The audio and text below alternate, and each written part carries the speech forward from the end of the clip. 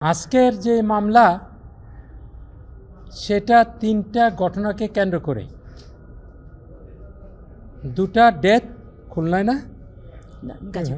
একটা গাজীপুরে, একটা বরগুনা, আর একটা হলো সুন্দরবন।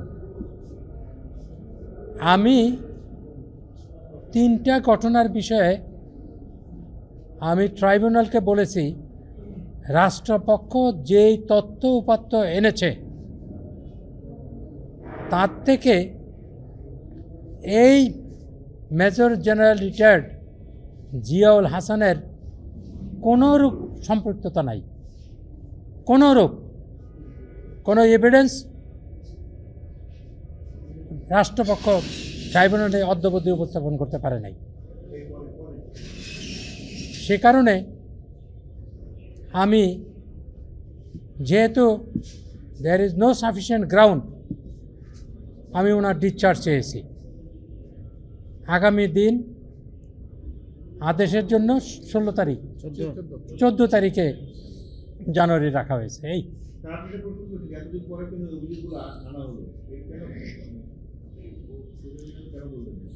আমি এই ব্যাপারে বলেছি যে ঘটনার পরপরই, দুটা ঘটনার, গাজীপুর আর কোথায় বরগুনা নাকি, বরগুনার যে দুইটা মার্ডার, ওই কেসে কিন্তু যারা ভিকটিম ফ্যামিলি তারা কিন্তু মামলা করেছে, তাৎক্ষণিকভাবে মামলা করেছে। এইখানে জিয়াউল হাসান কেন র্যাবের কোনো উল্লেখ নাই, কোনো সম্পৃক্ততা নাই, এবং সেটার দুটাতেই ফাইনাল রিপোর্ট হয়েছে।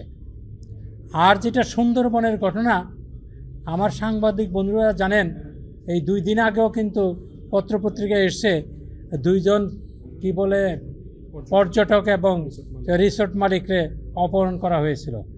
ওই সময় এই পাইরেসি দমনের জন্য সরকারের পক্ষ থেকে, স্বরাষ্ট্র মন্ত্রণালয় থেকে সিদ্ধান্ত হয়েছিল এবং একটা কমব্যাট অপারেশন হয়েছিল। সেইখানে র্যাব ছিল, আপনার কোস্ট গার্ড ছিল, আরও অন্যান্য বাহিনীর উপস্থিতিতে এবং সুপিরিয়র অফিসারদের নেতৃত্বে এই কমব্যাট অপারেশন হয়। সেইখানে যখন নাকি অপারেশন হয় তখন অপর দিক থেকে গোলাগুলি যখন হয়, তো কাউন্টার গোলাগুলিতে 2-1 আহত হয়ে নিহত হয়েছেন। এই ব্যাপারে রাষ্ট্রের নির্দেশেই এই ঘটনা ঘটেছে। এই ঘটনার প্রেক্ষিতে আজকে এই যে superior responsibility or any other tribunal act attract করে কোনো মামলা চলতে পারে না বলে আমি দাবি করেছি। ওনারা যে নিজেরা গুলি করে মারছেন এমন কোনো কথা নাই ওখানে, আমি যতটুকু দেখেছি, সোফার আই রিমেম্বার। নাম থাকলেই কি অপরাধ হয় নাকি?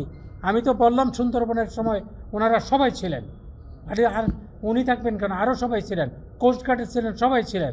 এটা সিনিয়র অফিসারদের নেতৃত্বে এই অভিযান পরিচালিত হয়। এটা লফুল অভিযান ছিল, নাথিং আনলফুল, এইটা কোনো অফেন্স হয় না।